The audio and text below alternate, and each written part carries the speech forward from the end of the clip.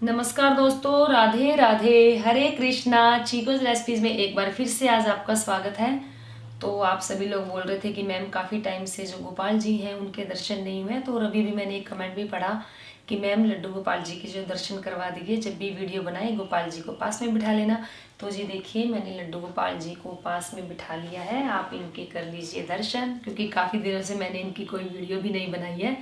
तो दर्शन इनके आपने कर ही लिए। तो चलिए बात कर लेते हैं कि ये वीडियो आपको किस चीज़ की मिलेगी। तो जी ये वीडियो है, जैसे कि अभी मैंने 5 दिन एकादशी से लेकर दीपावली तक दीपदान के लिए आपको बोला था।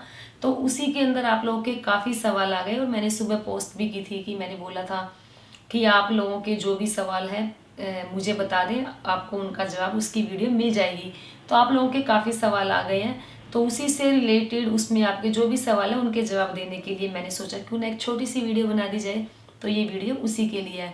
और दूसरा कुछ ये वीडियो इसलिए भी है क्योंकि सभी लोग बोल रहे हैं कि मैम नरक चतुर्दशी के दिए कब जलाएं, क्योंकि इस बार जो तिथि है नरक चतुर्दशी और जो अमावस्या है वो दोनों इकट्ठी हो गई, यानी कि छोटी दिवाली और बड़ी दिवाली दोनों इकट्ठी हो गई है। तो ऐसे में ये 3 दिन का तो दिए नहीं जला पाएंगे, तो कैसे किया जाएगा। तो इसीलिए मैंने आप लोगों को बताया है कि एकादशी से लेकर दिवाली तक अगर हम दीपदान करते हैं तो जो हमारा जो नियम है वो भी खंडित नहीं होगा, और जो दीपोत्सव है वो भी मनाया जाएगा, और जो दीपदान है वो भी हो जाएगा। तो देखिए, एकादशी से लेकर दिवाली तक जो दीपदान मैंने बताया है वो आपको करने ही करने हैं। तो देखिए, तिथि कम हुई है, लेकिन अगर अंग्रेजी यानी कि अंग्रेजी कैलेंडर के हिसाब से देखा जाए तो 10 तारीख को एकादशी है। 10, 11, 12, 13, 14 पूरे 5 दिन पड़ रहे हैं। तो इन पांचों दिनों में आप दीपदान कर सकते हैं। जैसे एकादशी से शुरू करेंगे, जो दिए मैंने आपको बताए हैं उतने दिए तो आपको लगाने ही लगाने हैं। जो मैंने बोला है उतना बोलकर, जैसे मैंने दामोदर भगवान का बोला कि दाएं हाथ में दिया लेकर भगवान दामोदर के लिए बोलना है कि आप हमारे इस दीपदान को ग्रहण करें, वो दिए आपको तो लगाने ही लगाने हैं। उसके अलावा यानी कि अलग से आप अपना दीपोत्सव मना सकते हैं, दीपदान कर सकते हैं। जैसे आज एकादशी है तो एकादशी के दिन जो दीपदान मैंने बताए हैं वो भी करें। उसके अलग से आप 11 दिए और जला दें, तो आपका ये पहले दिन का दीपदान हो गया। फिर मान लो कल द्वादशी तिथि आएगी तो द्वादशी तिथि को भी आप दीपदान कर लें। फिर आ जाती है त्रयोदशी तिथि। त्रयोदशी तिथि अगर सीधे सीधे चलते तो उस त्रयोदशी तिथि को 12 तारीख को आना था, यानी कि धनतेरस को 12 तारीख को आना था, लेकिन तिथि जो है घट बढ़ गई है। तो इसलिए वो 13 तारीख त्रयोदशी जो धनतेरस है वो आ रही है 13 तारीख को। तो अगर 5 दिन दीपदान लगातार आप करेंगे तो जो आपका नियम है वो भी नहीं टूटेगा। तो 12 तारीख को भी आप दिए जला लें। अगर आपको जैसे 12 तारीख को दिए तो रात को ही जलाए जाएंगे, तो 12 तारीख की रात को भी आप दीपदान कर देंगे तो आपको मान लो कि जैसे धनतेरस का भी दीपदान हो जाएगा। अगर आप 13 तारीख को भी दीपदान करते हैं रात को तो वो आपका नरक चतुर्दशी का भी दीपदान हो जाएगा। फिर आप 14 तारीख को तो दीपदान आपको करना ही करना है। तो इस तरीके से अगर दीपदान हम एकादशी से लेकर दीपावली तक करते आएंगे तो हमारा पूरा दीपदान दीपोत्सव माना जाएगा। तो बीच में से कहीं हमारा जो नियम है वो भी खंडित नहीं होगा। तो ये सब तो मैंने अभी अपनी जो मम्मी है अपने घर के बड़ों से पूछ के आपको बताया। तो सोचा क्यों ना जल्दी से वीडियो बना दी जाए और आप लोगों तक जो ये वीडियो है शेयर की जाए। तो चलिए पहला सवाल ले लेते हैं जल्दी से।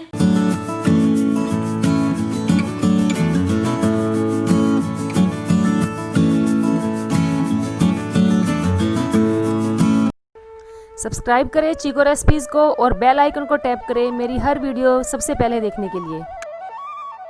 तो आप लोगों के जो सवाल हैं काफ़ी ज़्यादा ही हैं, लेकिन कुछ कुछ सवाल तो सेम ही है। कि पहला सवाल है विकास का कि सारा दिया किसके जलाना है, ऑयल का या घी का।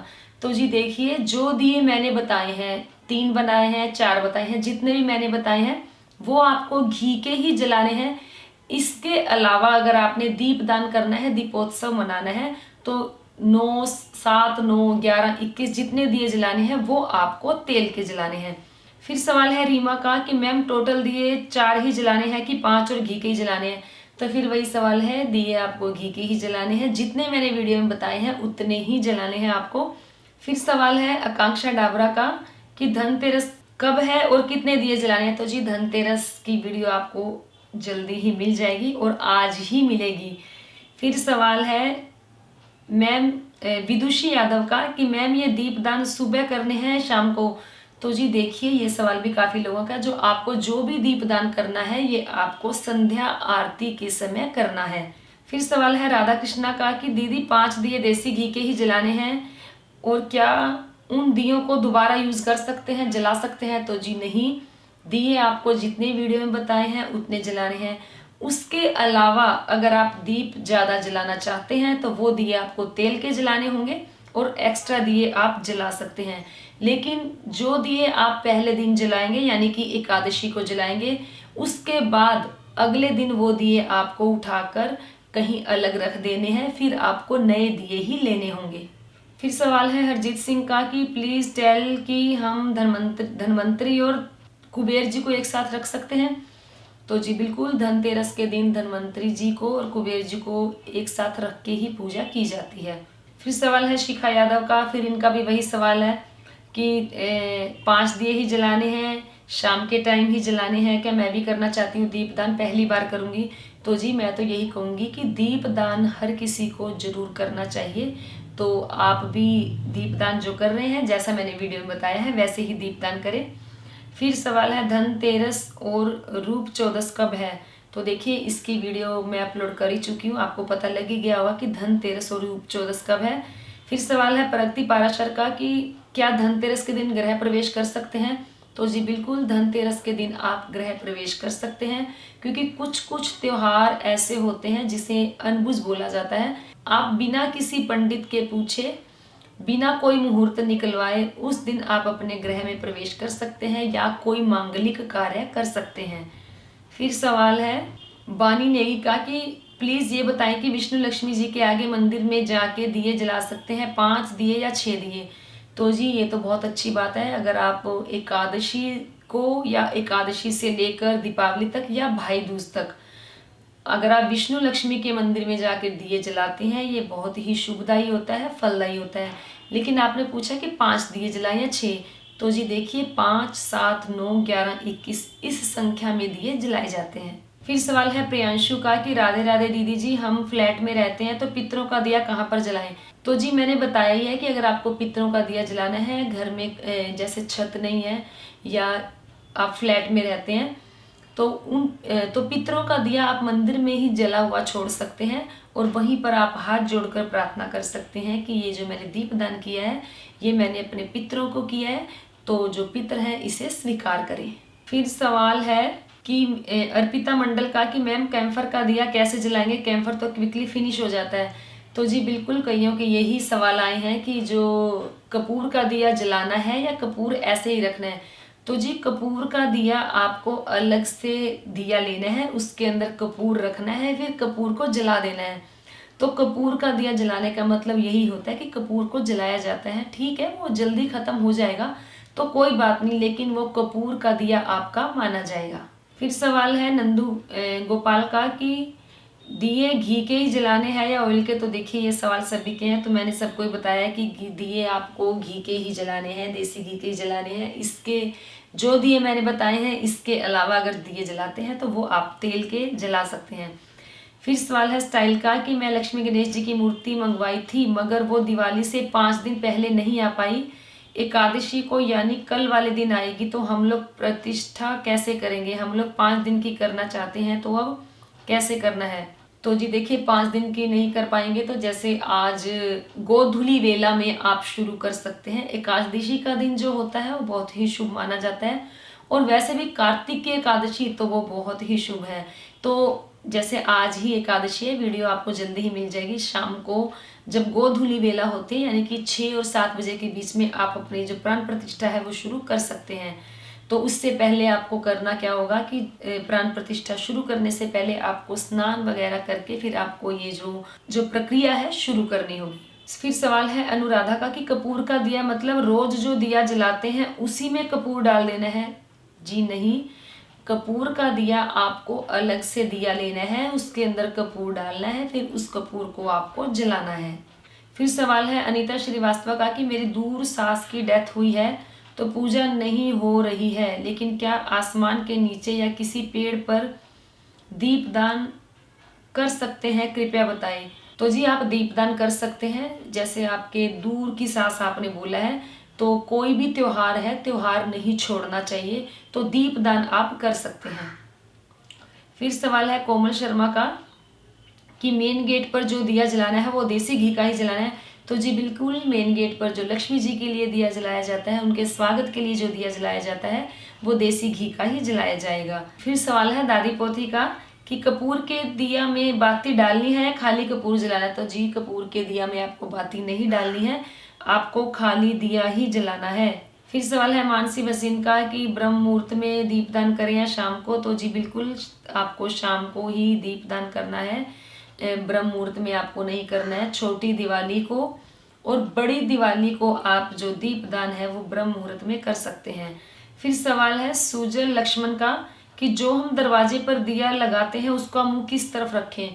तो जी मैंने वीडियो में बोला है कि जो दिए का मुख होगा वो घर के अंदर की तरफ होना चाहिए। फिर सवाल है रूपा मैनी का कि आपने ये नहीं बताया कि पितरों का दिया कौन से ऑयल से जलाना चाहिए। जलाना है घी, जो मंदिर में रखना है वो कपूर से जलाना है, और पितरों का दिया you did not told please check. तो जी अगर जो पितरों का दिया है अलग से किसी और चीज का जलाना होता तो मैं आपको यही बोलती कि जी पितरों के लिए जो दिया जलाना है तेल का जलाना है या किसी और घी से जलाना है। अगर मैंने वीडियो में ये नहीं बोला कि जो पितरों का दिया है वो किस में जलाना है, तो वो देसी घी में ही बोला है मैंने, वो देसी घी में ही जलाना है। मंदिर के अंदर जो घी रखा है उस घी से आप जला सकते हैं। और वैसे भी पितरों का दिया और जो लक्ष्मी जी के लिए जो दिया जलाया जाता है वो देसी घी का ही जलाया जाता है। फिर सवाल है क्रिएटिव कान्हा का कि आपने नहीं बताया कि व्रत कब से शुरू करें एकादशी का। तो जी एकादशी का व्रत शास्त्रों के अनुसार कहा जाता है कि उत्पन्ना एकादशी से एकादशी का व्रत शुरू करना चाहिए, लेकिन अच्छे कामों में, भगवान के कामों में देर नहीं करनी चाहिए। जैसे आज एकादशी है तो इस एकादशी से भी आप व्रत शुरू कर सकते हैं। इसके बाद आएगी कार्तिक के महीने की ही, जिसे प्रबोधिनी एकादशी बोला जाता है, देव उठनी एकादशी बोला जाता है। उस एकादशी से भी आप जो एकादशी का व्रत है शुरू कर सकते हैं। फिर सवाल है प्रबल का कि मैम मुझे दिवाली में बहुत बड़ी रंगोली बनानी है, तो मैम मैं इस रंगोली को दियों से सजाना चाहूँगा। तो मेरा घर बहुत बड़ा है तो और जगह रखना होता है, तो मैम दिए बहुत से कम पड़ जाएंगे, क्योंकि मुझे कई जगह रंगोली बनानी है। क्या आपने दियों के बारे में पूछा कि क्या पुराने दियों का यूज कर सकते हैं, तो आपने यही पूछा कि रंगोली आपको बहुत सारी बनानी है, घर बहुत बड़ा है, तो पुराने दियों का यूज कर सकते हैं क्या। तो जी देखिए, वैसे तो पुराने दिए हैं यूज नहीं करने चाहिए, लेकिन अगर आपको फिर भी लग रहा है तो आपको थोड़ी मेहनत करनी पड़ेगी। पुराने दिए आप लें, उन्हें साफ पानी में धोएं, धोने के बाद उन दियों को आंच पर रखें जिससे वो दिए शुद्ध हो जाएंगे, फिर आप उन दियों को यूज कर सकते हैं। फिर सवाल है प्रतीक का कि मैम आपने नरक चतुर्दशी वाली वीडियो में बोला कि नरक चतुर्दशी हम 14 को बनानी है, तो यम का दिया और दीपदान हमें 14 की सुबह को करना है क्या। तो जी जो यम का दिया है वो कभी भी सुबह नहीं किया जाता, क्योंकि जब यम का दिया जलाते हैं तो उस दिए को देखा नहीं जाता है, क्योंकि दिन में जलाएंगे तो वो देखा ही जाएगा। तो इसीलिए मैंने बोला है कि एकादशी से लेकर दीपावली तक आप 5 दिन लगातार दीपदान करेंगे तो आपकी 5 दिन की जो पूजा का भी फल मिलेगा, दीपदान का भी फल मिलेगा आपको, और जो 2 तिथि इकट्ठी आ गई है वो भी खंडित नहीं होगी।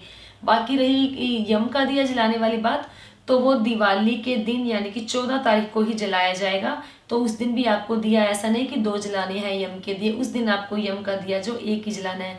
और रही बात नरक चतुर्दशी पर, और नरक चतुर्दशी पर जो सबसे ज्यादा महत्व है वो है अभ्यंग स्नान का, तेलाभ्यंग स्नान का, जो सुबह सुबह सूर्योदय से पहले किया जाता है। तो उसकी वीडियो भी आपको मिलेगी कि जब आप स्नान करेंगे तो उस पानी में क्या क्या चीज डालकर स्नान कर सकते हैं, या आपको नरक चतुर्दशी के दिन ऐसा क्या करना चाहिए सुबह ब्रह्म मुहूर्त में जिससे कि आप स्वस्थ रहें, निरोगी रहें, सुंदरता बनी रहे, तेज बना रहे, ओज बना रहे। फिर सवाल है कविता विधुरी का कि दक्षिणावर्ती शंख से नुकसान, क्या नुकसान है। तो जी देखिए, वैसे मैंने आपको जवाब दे दिया कि कुछ भी नुकसान नहीं है, लेकिन फिर भी मैं वीडियो में बोलना जरूर चाहूँगी कि जो पूजा करने वाली चीज़ें होती हैं उनमें कभी भी किसी चीज़ का नुकसान नहीं होता है। हाँ, नियम भी बताए होते हैं कि अगर इस तरीके से करो तो फलदायी होते हैं, लेकिन ऐसा नहीं बताया जाता कि अगर आप इनकी पूजा नहीं करेंगे तो इसका नुकसान हो सकता है, क्योंकि भगवान कभी भी अपने बच्चों का, जैसे हमारे माँ बाप हैं वो हमारा कभी बुरा नहीं चाहते, और जैसे हमारे भी बच्चे हैं। मुझे नहीं पता कि आप शादीशुदा हैं, बच्चे हैं, तो मैं एक नॉर्मली बात कर रही हूँ कि जैसे हमारे बच्चे होते हैं, हम माँ बाप हैं, हम कभी भी अपने बच्चों का बुरा नहीं चाहेंगे। तो भगवान वो तो परम पिता है, सभी का पिता है, प्रकृति का भी, जो जानवर हैं उनका भी, यानी कि हर जीव का, हर प्राणी का, हर मनुष्य के वो परम पिता है। तो वो बुरा कैसे कर सकते हैं अपने बच्चों के साथ। तो ये बात आप दिमाग से निकाल दें कि पूजा की कोई भी चीज़ अगर आप घर में लेकर आते हो उसका आपको कोई भी नुकसान हो सकता है, तो ऐसा बिल्कुल भी नहीं है। तो ये थे आप सभी के सवालों के जवाब जो मैंने जल्दी जल्दी से दे दिए। तो उम्मीद करती हूँ आपको ज़रूर पसंद आए होंगे। तो अगर आपको इसी तरीके की वीडियोज़ और चाहिए तो चैनल को सब्सक्राइब करें, साथ में जो बेल आइकन नज़र आ रही है उसे टैप जरूर करें। अगर उसे टैप नहीं करेंगे तो वीडियो की नोटिफिकेशन आप लोगों तक नहीं पहुँचेगी। तो आज के लिए इतना ही, फिर मिलते हैं। धन्यवाद। हरे कृष्णा।